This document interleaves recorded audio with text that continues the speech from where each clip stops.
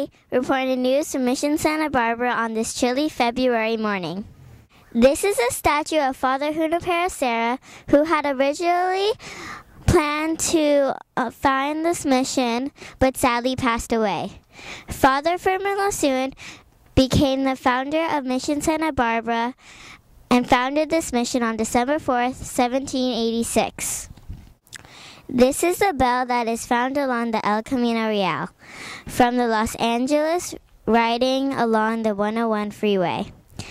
I was able to count 50 of these historical bells. There are 21 missions along the El Camino Real, and each mission was built so that it took one day to walk from mission to mission.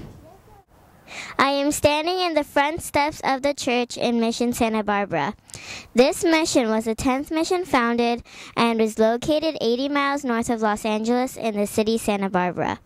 This mission was built along the coast on a hill in Southern California. This mission was named after Saint Barbara because of her belief of Christianity. She got beheaded from her father for that cause. Did you know that Mission Santa Barbara can also be called Queen of the Missions because of its graceful beauty?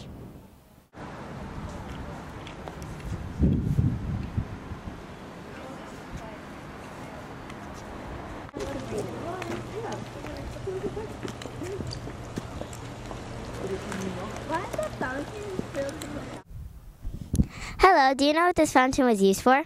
No, I do not. It was a large basin used to wash clothes. Wow, that's so fascinating. Thank you. You're welcome.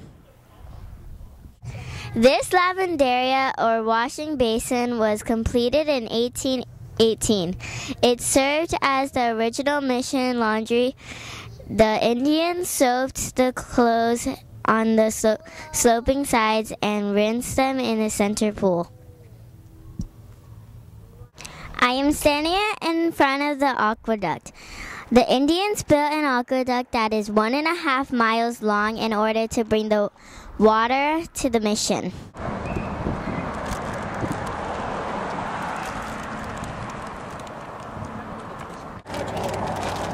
Didn't look like anything was out there. Nothing else out there?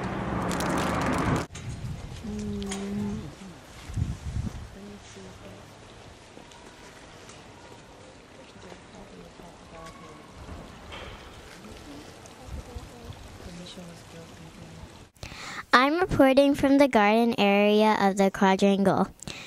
This is a fountain that you see behind me. Originally, this garden was a working area where many Indians learned two trades. The workshops and some of the living quarters for the Indians were located in the surrounding buildings. Today, the quadrangle buildings house offices and classrooms. This mission was built using adobe bricks. The roof was built in Spanish architecture using red tiles.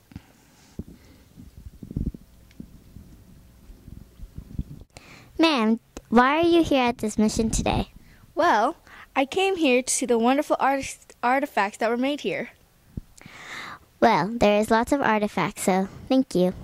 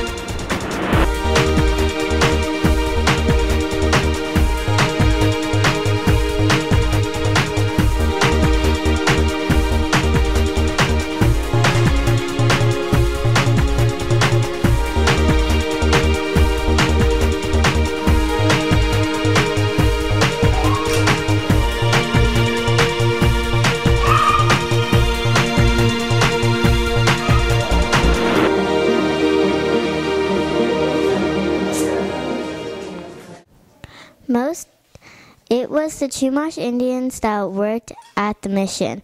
They were brought to the mission to learn Catholicism. Most Indians didn't want to work at the mission, but the Chumash Indians were friendly and willing to work at the mission.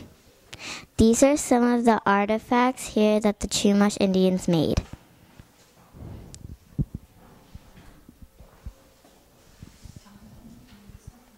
These are some of the baskets that the Chumash Indians learned to weave.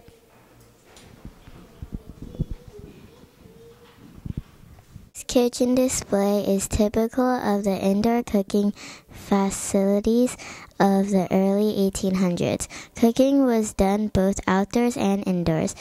Indoor cooking was usually done by women and over hot, glowing charcoal.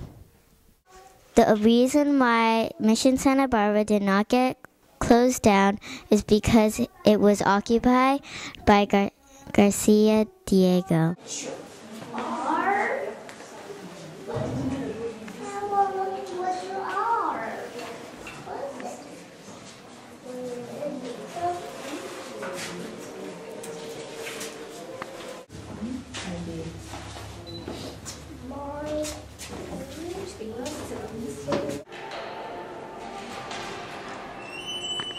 I am in the church where the Chumash Indians went for prayers and Bible lessons.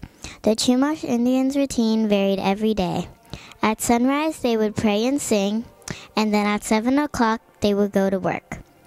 At noon, they ate and took a nap. About 2 hours later, they went back to work. At 5 o'clock, they came to this church for prayers and Bible lessons. After an hour of church, they ate dinner, followed by free time. At 8 o'clock, the women went to bed, and then an hour later, at 9 o'clock, the men went to bed.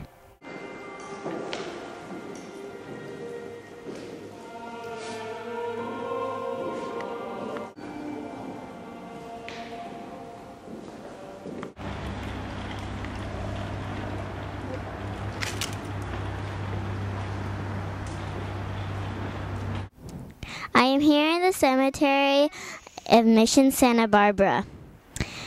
Santa Barbara's culturally diverse early settlers are buried here, as well as approximately 4,000 Indians, including Juana Maria, the lone woman of San Nicolas Island. Her life is portrayed in the book Island of the Blue Dolphins, and she is buried here in 1853. The skull and crossbones was a traditional sign for marking a cemetery in Spanish colonial times.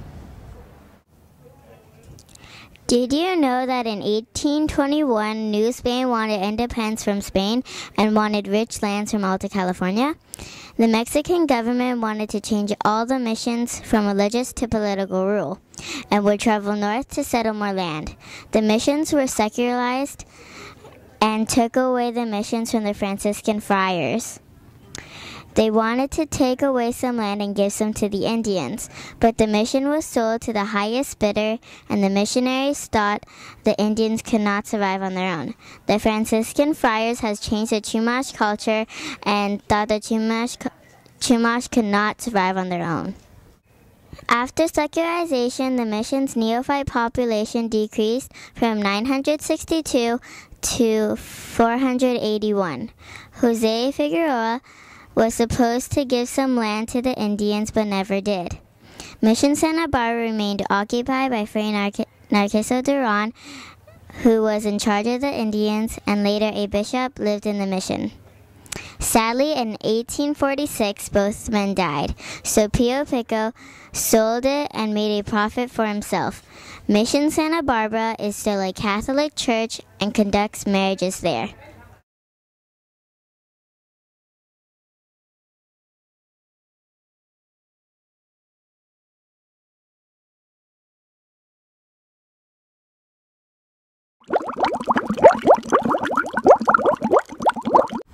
Hello, I'm Sabrina Lee reporting news from Mission Santa Barbara.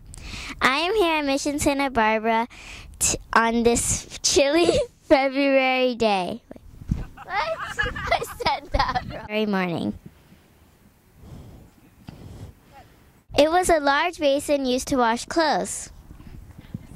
Did I start over? It was a large basin used to wash clothes. Oh, how fascinating. It took one day to walk from one mission to mission. Wait, that sounded wrong. One mission to the next. Or from mission. This mission was named after Saint Barbara because of her belief of Christianity, and got beheaded. Stick your head out.